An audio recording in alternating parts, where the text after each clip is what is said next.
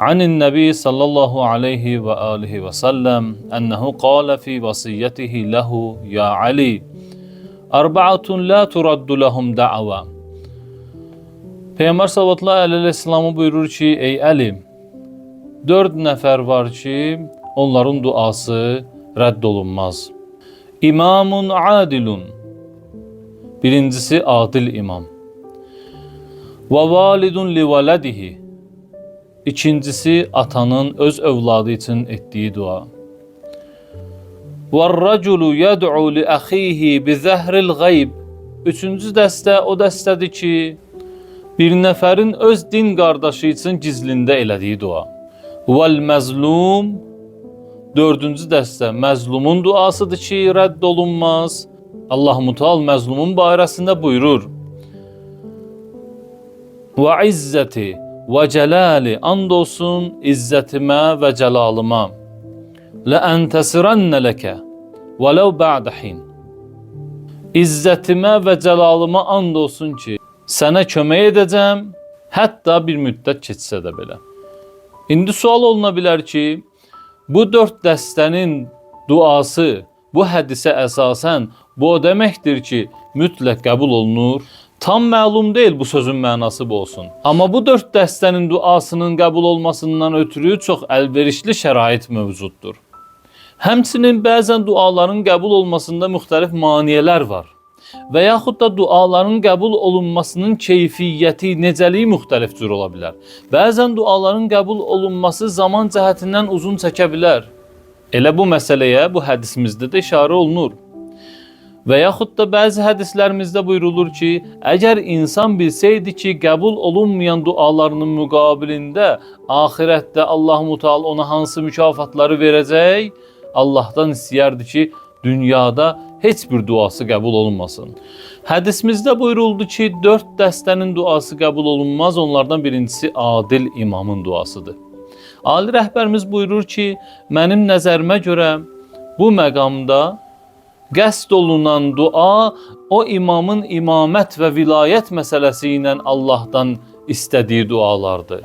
Yəni rəhbərlik, vilayət və bu kimi mövzularda Allaha yalvarması, ondan problemlərin həllini istəməsi, Allahla danışması, Allahla razı niyaz eləməsidir. Allah Taala bu cür duaları qəbul eləyər. Duası qəbul olunan ikinci dəstə atanın öz övladı üçün etdiyi duadır. Atası və anası sağ olanlar valideynlərinin qədrini bilməlidirlər. Çünki ata əgər övladı üçün dua eləsə, Allah Taala onun duasını qəbul eləyər.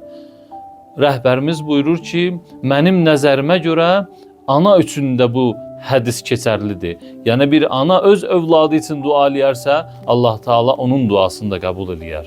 Duası müstəcab olan növbəti dəstə o dəstədir ki, bir nəfər öz din qardaşı üçün özü olmadıqda gizlində onun üçün dua eləyərsə, Allah Taala onun duasını qəbul eləyər. Bu hədis bizə bildirir ki, biz gərək öz din qardaşlarımız üçün dualar eləyək. Onlar olmadıqda Allahdan onlar üçün bağışlanma diləyək, müşküllərinin həllini istəyək. Bu çox mühüm məsələdir. Hədis bizə bildirir ki, əgər insan bu tərzdə öz din qardaşı üçün dua eləyərsə, Allah Taala onun duasını qəbul eləyər. Əlbəttə bu məsələdə diqqət olunması məsələ bundan ibarətdir ki, həmin şəxsin özü də bu duadan fayda aparar. Bir də məzlumun duası. Allah Taala məzlumun duasını qəbul eləyər. Məzlum yəni zülmə məruz qalan. Zalimlar elə düşünməsinlər ki, etdikləri zülmün müqabilində Allah Taala onları cəzalandırmayacaq. Yox, hədis bizə bildirir ki, məzlumun duasını Allah mütləq qəbul eləyər. Hətta hədisdə Allah Taala and içərək bildirir ki, and olsun izzətimə və cəlalıma. Mütləq sənə yardım edəcəm, hətta bir müddət keçsə də belə. Yəni Allah Taala bildirir ki, məzluma sənin intiqamını alacağam. Allah Taala'nın qəzəb əli, qəhr əli zalimin boğazına dolanacaq. Bunun geci ya tezi var. Hədis bizə bildirir ki, ola bilər bu intiqam biraz geciksin. Amma bu intiqam mütləq baş verəcək. Məsələn, tarixə nəzər salanda Səddamı görürük. Səddam o qədər təmtərağı ilə, o qədər zahiri qüdrəti ilə alçaldıcı bir formada Allah Taala onu dünyadan apardı. Allah Taala elə bu dünyadaca onun elədiyi zülmlərin müqabilində ondan intiqam aldı. Əlbəttə, bu intiqamlar başlanğıcdır. Onun əsl əzabı axirətdə veriləcək əbədi cəhənnəmdir. Səddam və Səddam kimilər, Səddamların yolunu davam elətdirənlər bunu bilməlidirlər ki, Allahdan qaçacaq yer yoxdur. Gec ya tez Allahın məngənəsində ilişəcəklər. Bəzən insan düşünür ki, duası qəbul olmur. Amma məsələnin mahiyyəti bundan ibarət deyil. Bir çox dualarımız var ki, batində Allahın yanında qəbul olunub, sadəcə olaraq onların aşkarlanmasından ötürü bəzi şərtlərə ehtiyac var. Bəzən zamana ehtiyac var. Yəni, əgər o şərtlər tamamlanarsa və yaxud da o zaman yetişərsə, insan öz duasının qəbul olduğunu aşkar şəkildə müşahidə eləyəcək. Məhz buna görə də bizə tövsiyə olunub ki, duanı təkrar eləmək lazımdır. Dua mövzusunda mühüm məsələlərdən biri ümidsiz olmamaqdır. İnsan gərək daim Allahın qapısını döysün. Ümidsiz olmasın ki, mənim duam qəbul olmur.